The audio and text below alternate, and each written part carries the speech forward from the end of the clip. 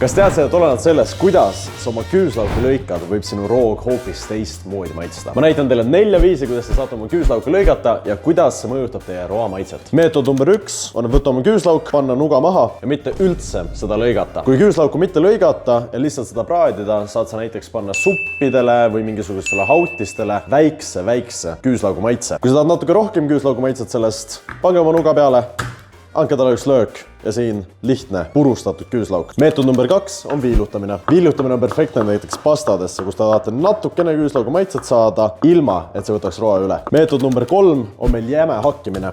Jämeda hakkimise juures purustame küüslaugu nagu enne tegime ja nüüd hakkime niimoodi, et meil ei jää liiga väiksed ega liiga suured tükid. Kiire, lihtne, annab teie stir-friedele või pastale natukene intensiivsema maitse kui viilutatud küüslauk. 4. ja viimane meetod on, et teha sellest küüslaugust täielik paste. Lömastate küüslaugu.